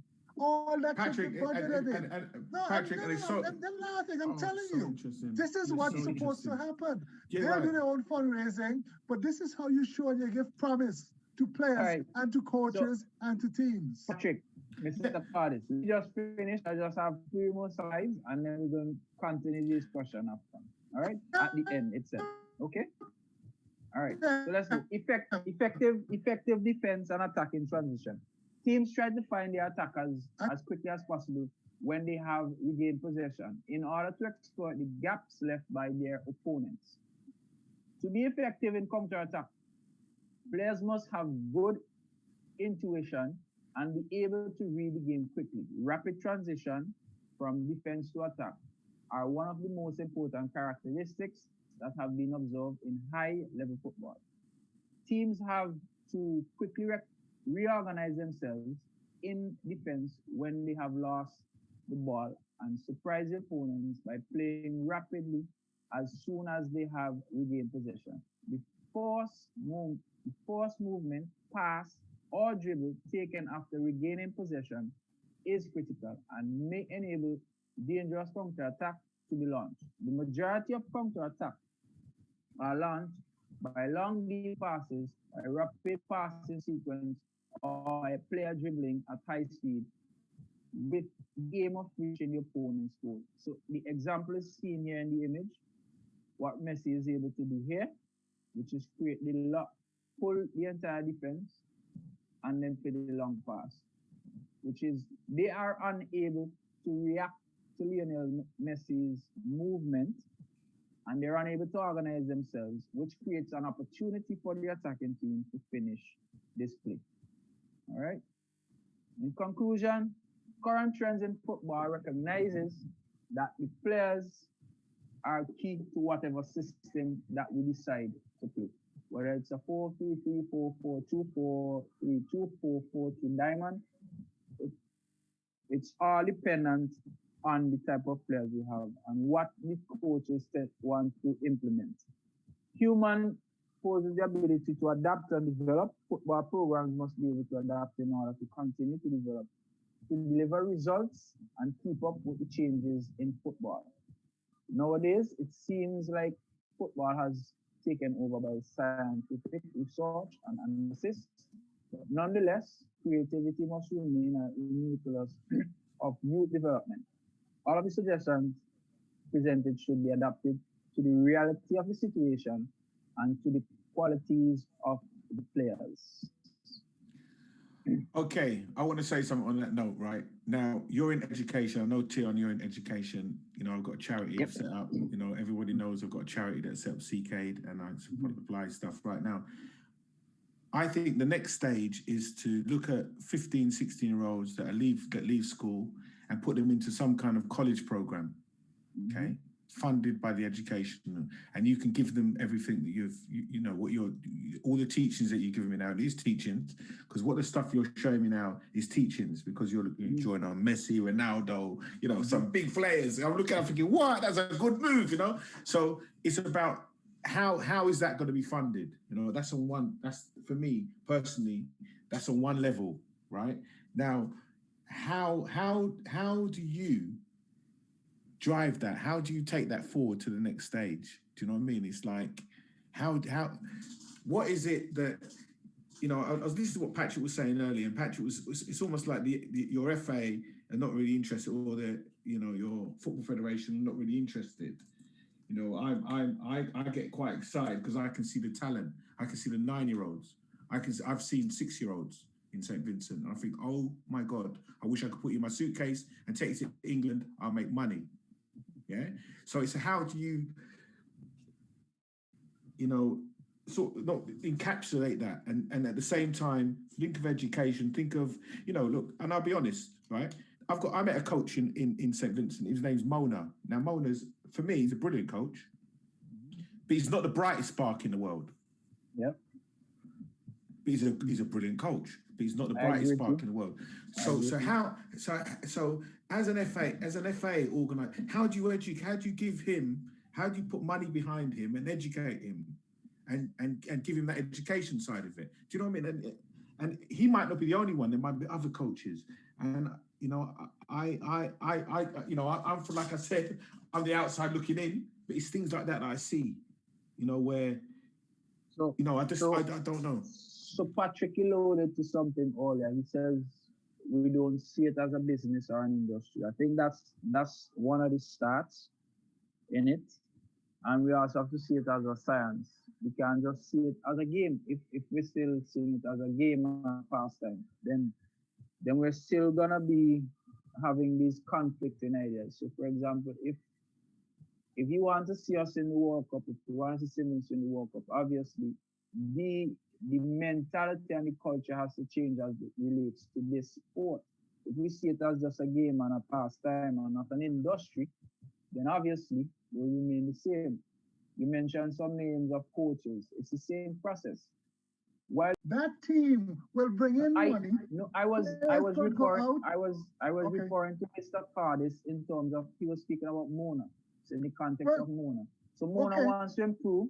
He wants to improve as a coach, but he's not getting the opportunity based on what he needs. That's the point that he's bringing across. And I'm saying, sorry to cut you. What also compounds that is that football is a pastime. Mona does this for love and for passion and not necessarily as an occupation. Yeah, but here's the deal. Here's the key. I'm saying, of all the and I'm glad Mona's name come up. Of all the coaches I've met, I gotta tell you, Mona has more passion for the game than most of them. He has his shortcomings, but you could work with him because Mona listens. Mona listens to me every time I see him. We talk. He listens to me, and he don't mind me saying this. The first time I met him, Patrick, one second. Can I just say something? Because I mentioned Mona's name, and let me just be clear here. I want to be clear. I want to put my thing out right now. Remember, I'm coming from the outside in. I'm looking in. I'm not in your thing. So, in terms of coaching, he's very passionate. He's doing everything. What I'm saying with Mona, what he lacks is the education. So he's not the brightest spark in the world, but in terms of his passion and in terms of what he has, let me tell you something. He is someone that could get St. Vincent in terms of building players up. He can get them to play in the World Cup because of his passion. So I'm 100%, I'm 100% like that. But then his education is not there. And what I mean by that is, if, for example, he was on a plane with the youth and they had to fill in that he might need from the FA, that's it's that side of it. Do you know what I mean? But here's a bigger point. But listen to me. But here's my point. Because of his passion, he will learn. That's the key. It has to come from within. Once you have the passion, Mona's willing to learn. And if you tell Mona, boy, you can make a little living here from so and so and so and so, you know, he has the passion, so he will learn.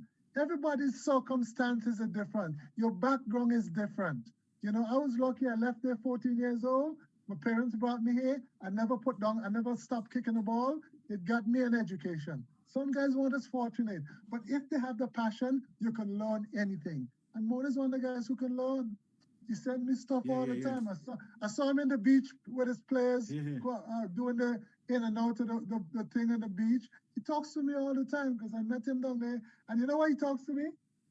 When I went down there to run for the president the very first time, back in 2011, I went by pastures and Mono was coaching his team. You should hear the bad word Mono course and the players. After the game, I said, you don't know who I am. And I said to him, Mona, because I heard them call him. First time I met him, this is not. Next time I come along, I see a team. I don't want to hear that. It's not the way. So hypothetically, and I went. He's never done it, and ever since that time, ask him. Mona, when he sees me, we talk all the time. A couple days ago. I went. Look, let me tell you something. Let me tell you something now. No, okay, let me just tell you. And let me say something now, Patrick. The administration's job. Let me finish. The administration job is to identify those people and those players and give them hope. So let me tell you what I identified. Let me tell you what I identified. I sent a barrel, and a barrel cost me £560, and I sent 150 pairs of football boots, used football boots, and I gave them all to people in Sharps. 150 pairs of football boots to players in Sharps. Right? So I brought kit over, I gave him kits and balls and stuff like that. And I even went as far as Awaya, Sandy Bay, and gave the guy up Sandy, you know the guy, I don't know the names, but yeah. So what I'm saying is, listen, Dwight, listen to the presentation that Theon has just put down, right? Just imagine, no, hold on. I'm getting kind of, just imagine Theon and Mona working together. Oh my God. Huh? That there, working with 12, 13, 14-year-olds and building it. But the education, the money from the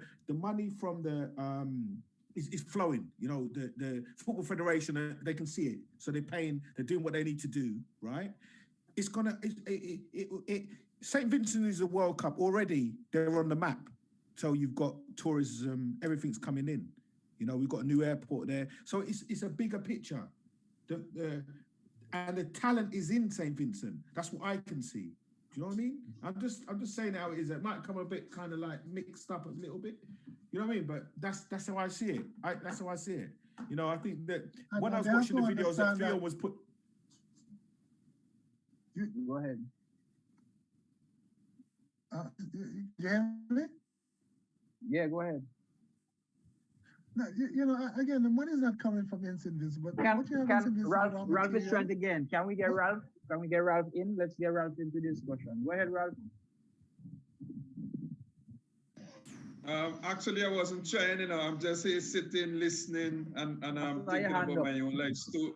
No. Oh, that was earlier. I'm sorry about that. Just listening, and thinking about my own life story and where I began and so on, and what passion I had for it and where I am today and so on, reminiscing and so on. Yeah, just listening. You guys go ahead. But again, here's how it works. You know, because every situation is different. Since you don't have a professional league, you're not going to make money there. What if you prepared good teams and they could get to the CONCACAF club tournament? What if you could prepare good teams and get them into the Gold Cup? Do you know, if let's just dream for a little bit. If you qualify for the World Cup every 4 years, do you know that's close to 25 million US coming into the Federation every 4 years? Just think about that. I'm not saying it's going to happen, but I'm just telling you. It can happen. This happen. I'm saying, I know it can happen. But my point is, this is the mentality and the direction you have to have. Because the money is there to be made. Because you don't have a professional league or this or that individual, because you're small, it doesn't mean you can't make the money. All you need is the body, Patrick, and the strong player and the strong team, and you don't have to be a big country for that. So unrelated, completely unrelated. I'm from a small island. My dad's from a small island called St. Vincent. So I'm in the UK, so it's predominantly white people I'm working with. So I say I'm going to St. Vincent. They say, oh, what's Jamaica like? I said, no, I'm going to St. Vincent. They say, oh, what's Barbados? No, I'm going to St. Vincent. You know, we're not on the map. St. Vincent's not on the map at the moment. We get in that CONCACAF. Get to the World Cup, they want to ask you. World Cup, oh God. That's massive. It is massive. And what I know is there's real talent over there. I met a 13-year-old youth playing in a I don't know his name, I forgot his name. He's playing in the senior team. I went to watch him and I thought, oh my God. I went to watch the game, I thought, oh my God. And I tapped him up. And you know where the youth is now? At Chelsea. He plays for Chelsea. And I bet the Football Federation don't even know that he's at Barcelona are after him and Chelsea are after him. They just nicked him under your fucking, do you know what I mean? Sorry to swear, but they nicked him right under your nose, taking him out of there. Do you know what I mean? He's in Barcelona. You just have to, yeah. And that's the frustrating thing. Yeah, we have to think on things, change our thinking and believe that we can do things. The game is on a field that's 110 by 70 something, whatever. It's only 11 players. That's the only thing that matters. You prepare your 11 the best you could, and the only thing that matters is what happened during that 90 minutes. So people in St. Vincent don't even think we could get to the World Cup. I turned around. Listen. Because they don't know how. They don't know how. And when they see these things on TV, they think it's a mystery. So Patrick, imagine. So Patrick, I've got to say this to you. I gotta finish. Let me finish this thought. Everything you talk about there is what. There's nothing else to be. It's what they do. It's simply what all the big teams do. It's just that they teach it and they practice it every day, and we could do the same thing. But imagine. So let's think of the women's game, right? The women were going for qualifiers, right? So I turned around, I got in contact with the FA and said to them, the St. Vincent FA, I said, my daughter, she's 15, she's a Welsh international. I've persuaded 15, she was playing the under-17s as a striker. So I've said to her, look, you've got a qualification coming up in America, and I've managed to speak to my daughter to get her to come to St. Vincent, and she'll play in your tournament. When she was 16, Spurs signed her in the first team, striker. She was a Welsh international. So I've turned around to her and said, play for St. Vincent. So when I spoke to the Football Federation over there, it was a long thing. And I could have because I'm controlling, it's my daughter. I wanted her to play for St. Vincent. But it was St. Vincent blocked it. Imagine that. Imagine that. And she could have been the person that got them through, because she could have scored a hat-trick or 4 goals against, you know what I mean? So that, you know what I'm saying? So I'm coming from experience. Do you know what I mean? And like I said to you, I've had players that have played for me. Joe Cole was in my youth team as a 9-year-old. So I've got track record. I know what I'm looking at. I went to last time I was in St. Vincent, when I left St. Vincent. When I was in St. Vincent, I found Crystal Palace, I found Arsenal, and found Chelsea. Because I see a 9-year-old that played for Sardine. 9. He played in the under-14s. He's 9. He's playing in the under-14s. What he did was unbelievable. He made a man sit down on his back, and hit the crossbar. So what are you doing with how are those players? So I'm a bit confused from the outside. Remember over here in the UK, it's 2 o'clock in the morning, 3 o'clock in the morning. So I've decided to come into this just to put my point across. Jomo has something. We're getting a little passionate here tonight. Yes, Jomo. Yeah, it's a fruitful conversation. I like Patrick's passion, man. Yeah, but to be honest, one thing that I think in terms of us getting to the World Cup is, I think we, when I say we, I'm speaking generally, I think I'm talking about persons who usually take over the FA. Usually they would say it, but I think they actually believe that it's an overnight fix, right? I don't think they realize that we need to work from the base up, and we more focus a lot on, okay, when we get into the FA and when we are part of the federation, that we expect success from our senior men's team. But we expect that success, but we are still we still acknowledge that, listen, we don't really have a base. Um, and I heard Patrick made a comment which was very true, and you also reinforce it in terms of sports. Sport now has evolved into being a business. What I find with a lot of federations that I've seen over the years, and we are speaking about trends, even though you have an executive, football in St. Vincent, in my opinion, is, if not one of the few sport that actually has some form of money coming in terms of development. But how we use that money is always an issue, right?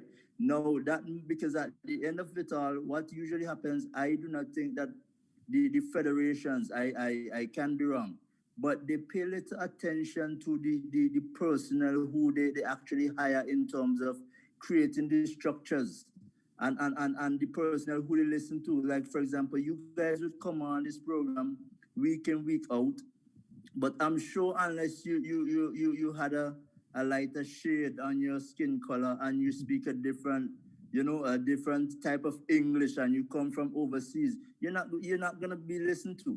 You understand? Why I say it is like we have a lot of resources here. When I say here, I'm talking about Vincentians, and I am listening to Mr. Carlos, for example. I didn't even know we have, okay, for example, I'm glad I'm listening to him to realize that we have persons with such span. You understand? And it's how we use our resources that is what is hindering our development. For example, I when I came back from Cuba, I actually started to be part of the federation. Now, in that time, I tell you, man, meeting would start at 5 o'clock. I will reach here from teaching, and then you see at 5:30 the guys just strolling. Meeting start 6:30. No, not because I'm young. I don't want to be a part of that system. So my point is, we have a lot of resources here. For example, I even approach presidents before in terms of my willingness in providing assistance, not even monetary. I wasn't even looking for monetary returns. We have a lot of resources that we can actually bank on, but many a times our ego gets the best of us. And even though in terms of these different federations, I find that they do not look to see how best that they can take this investment to ensure that professionals are there around the clock, trying to create this structure, trying to set up, for example, with the coaches, right? We should already have, and maybe it's there, but we should have a list, for example, of all of these coaches that basically are just coaching based on passion. How can we bring these coaches use this passion now to actually develop, as Mr. Cordis is saying, in terms of educating these people? So it all boiled down, and Mr. Stowe is right. It's not about you bashing the federation, but in a small island state where, okay, the prime owner or the prime, let's say the prime owner in terms of money is the federation in terms of the money that they receive in towards investment. We are not in developed countries where each club would have that money to fuel development. Where's the money in terms of development? It's with the federation. So unless the federation really realizes, listen, this is a business, so listen, we need to hire professionals, for example, to do marketing. You understand? We need to hire professionals to, okay, get a database so that we can know what is, what human resources we have available in terms of coaches. We need to have an idea of the participation rate in football. There are many things that we overlook. And unless we start to get these simple things right, then going to a World Cup will be far off, even within the schools. And Mr. Carlos was saying something which I smiled, because he was mentioning about putting like under 15 players into a group. And I remember I was speaking about the possibility of us. I remember I was speaking about the possibility of us having a sports school here, and some persons within sports itself, they laugh at the idea. They look at it as, oh, but you're gonna take all the best and put in one school, and which means they're gonna win everything. And I laugh because I really see that they didn't understand the purpose of actually having a cocoon that you're gonna use now to develop your players. As I say, even in terms of we need to be careful with the sort of training that these players are exposed to while growing up. That is why I said a lot of players come to the national setup with a lot of what I call bad practices. Can I just quickly say something? Jomo. You mentioned my name a couple of times. Okay, Patrick. So let's go with Cardis and then Patrick. Cardis, go ahead and then Patrick. Yeah. I mean, okay. So can you hear me? Can you hear me? Yeah. So you mentioned my name a couple of times, right? And for me, it's quite interesting. You know, the whole thing at the moment is quite interesting because, you know, it is about education. You know, for me, I think that any coach in St. Vincent, to be a coach, you have to have at least, as a minimum, a level 1 FA qualified. You've got to be an FA qualified coach, or you shouldn't be coaching. You know, you've got to have your DBS check, so you are accustomed to working with children. You have to have certain things in place, otherwise you can't coach. You can't coach, because, you know, if you've got a coach that's saying to a player, "Your butt cut, your ass cut, no cut," no, that's not what you know. You don't know what the situation for that child is, so you have to.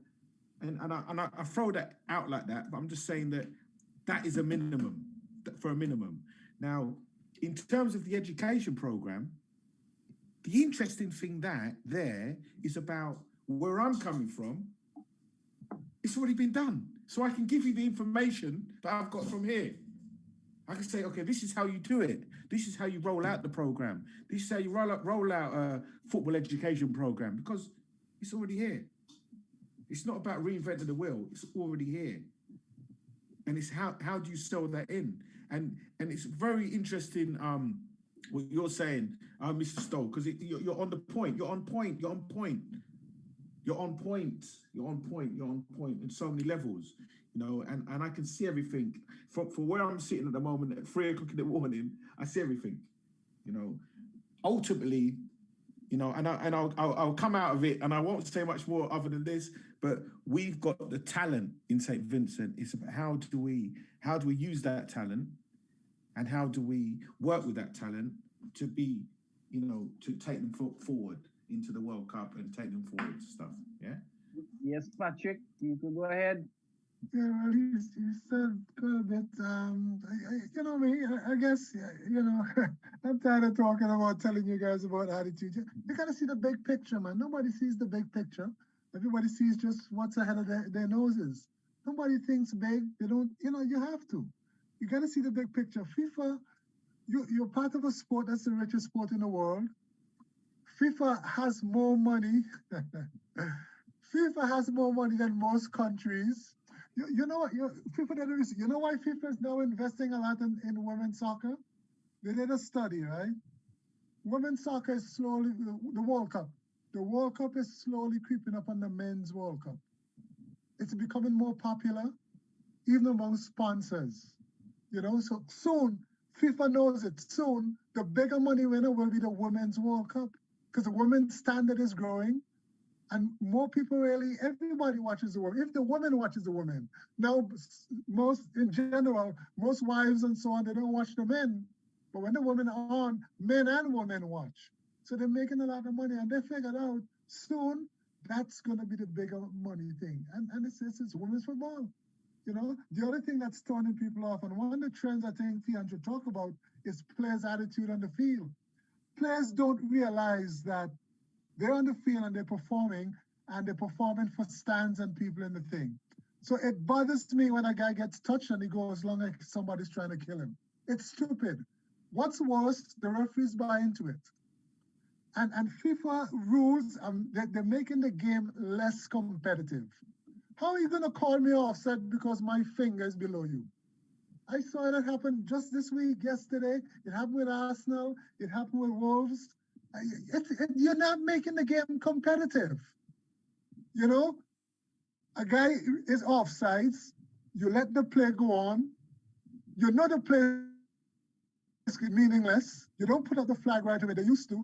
You let the play go on. There's no flag. Somebody, bam, going to attack or somebody break a leg for a meaningless play. Why don't you just, from the time the guy touches the ball, put the flag up and stop the game. Offside rule, I saw a guy, it was so sad because they don't understand. They're frustrating fans and they're killing the spirit of the players. Why are you calling an offside? Because my hand is below you.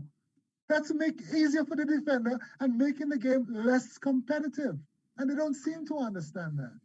Listen, I teach my players how to pick someone's nose off the ball. It's a joke, man. You know, for me, with my under 13s, I'm saying to them, listen, you wind up the players, man. I tell the players, talk to them about their everything. You know what I mean? I wind up players. I get my players to think out of the box. Because it's about how can you get an advantage on that player you're playing against? Yeah. Recently, I watched an under 17s game, right? And I think I watched it on the video, and it was just diabolical. You know, it was terrible because there was no mimicking, there was no. And that's part of the game. How I see it, it's part of the game. Those antics kill the game. It turns people off when referees are just giving away penalties. I saw that Luis got kicked out of a game. Actually, he was running behind the guy, but the guy's heel is the one that hit David Luiz' foot. He gets the red card because he was the last defender. Wolves go on and tie Arsenal. Wolves go on and win the game. Reputation. But what I'm saying is more reputation than anything else because he's like that. He knows how to put his foot in. Look. I mean, I hear you. Let's protect the game. Let's protect the game and let's respect the human value in things. I'm 5'6". I'm 5'6". You're 6'4". We're going for a header. I'm jumping for the header. I'm poking in your rib cage. I'm gonna get an extra yard because I'm gonna poke you. But that poke, do the cameras pick up the poke? You know, and it's little things like that. We're talking about two different things now. But we're talking about headers. Talking about headers, the referees doesn't have it wrong. If a guy challenges for the ball and the other fella stays under him and act like he's being crushed and he falls to the ground, the foul is called on the player who goes after the ball. Totally wrong. You're challenge for the ball. I think you're missing the concept that we need to be looking at, which is how does the rules affect the trends of the game? How does the rules? So, for example, Patrick, one of the rules would have been one. The where you could have played the ball back to the goalkeeper, and the goalkeeper could have taken that. So that's a good rule. Trend. That was a trend. That was a trend that you could have used to win games. So they changed the rules as a result. So let's look at the rules in the context of how they affect the trends within the game. Vex the game in general because it turns people off. And you have to take into consideration the human factor. Why am I offside? Because my hand is below you. Talk to me. And you take away a game that I worked for. What do you think that does to the stands, the players, and the people watching the game? I guarantee you, if you ask 100 people, 99% of them will say that goal should stand. Because it's a game about goals and entertainment. Depends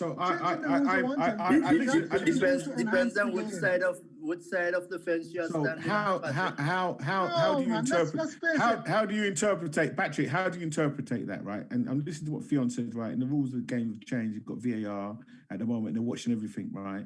So what for me, right? And I don't mind saying this to you as a coach. It's about what can you do off the ball. Right now, off the ball, I might hold on. I'm not dealing with. Let me. Okay,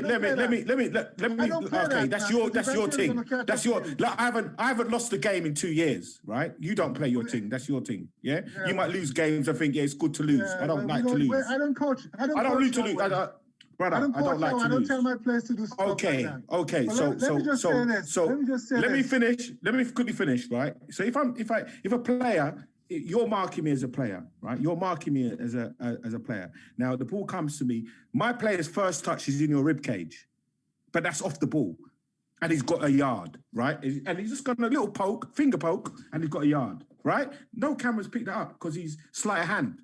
So I'm teaching my players sleight of hand, and I have to do that because of the game that's in Europe and in the UK at the moment. Now, what I'm saying to you is you don't have to do that because eventually it'll catch up with you and your players.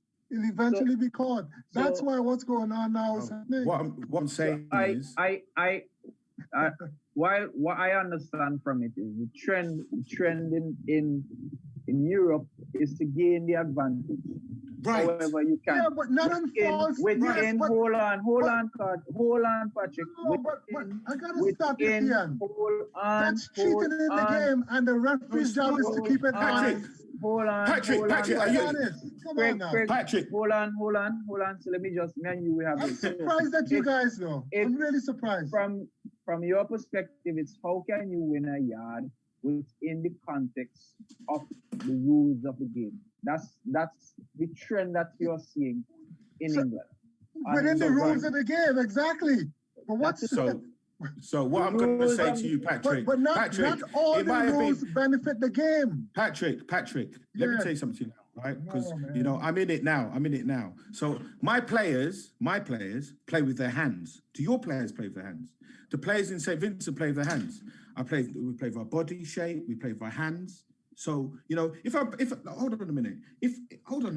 If a player's running at me, I'm teaching my player to put his elbow up. So if that defender's going to run at him, he's going to get elbow in his face. So he's got to wait. I'm doing an elbow. So that's what I'm teaching my players. So that will give him a yard. Just the fact that he's put his elbow up as the man's running to put his elbow up. No, he's not. He hasn't elbowed him in the face, but he's put his elbow up. Yeah, he might keep his hands by his side. I've got a player that's 6'2", big rock, big, gentle giant. I said to all I keep on saying to him every training session, get your arms up, hold a man off. A referee will say, yeah. The last thing I'm going to say is, listen, you guys, with that attitude, you'll kill the game. And Theon, you talked about honesty. That's what referees are there for, to make sure the game is honest. Make sure it's honest and not cheating.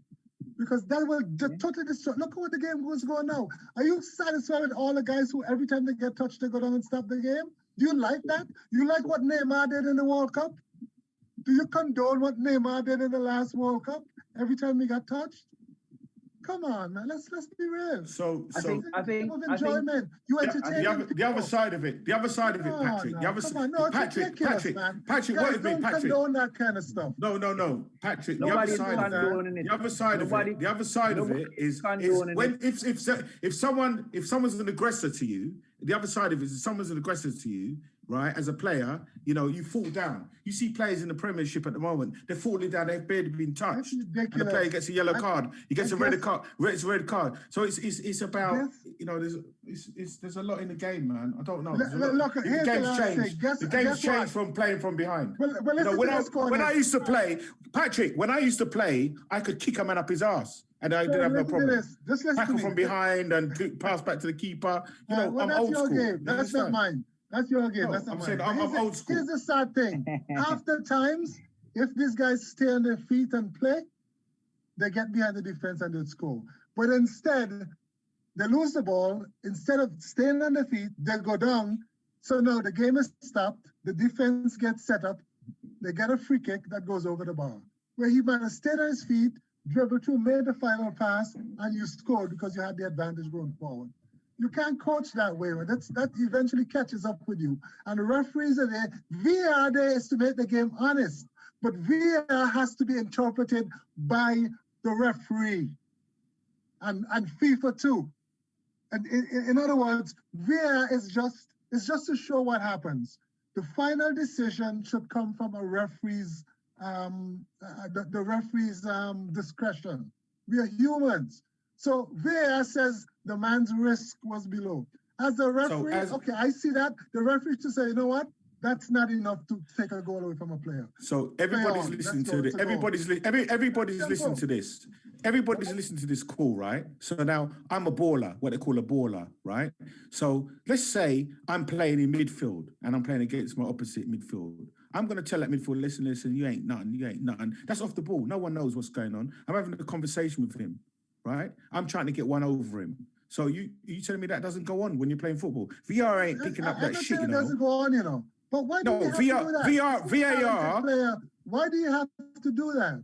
What I'm saying is, it's about gaining Yeah, you gotta gaining know- the yeah, but advantage. there's Gaining the a advantage. limit. I love I've the had. gamesmanship, but there's a limit to what you can do. You don't destroy the I game. understand that. I totally understand that. I This totally kind of understand that. There is a limit. There is a limit, but it's how far you can push. I'm not talking about VR, me poking someone in the ribs and stuff like that. But you see it when people are running back for defense. A man will run across a man because he's stopping. Deliberately run across a man, deliberately clip a man. There's professional fouls. There's professional fouls.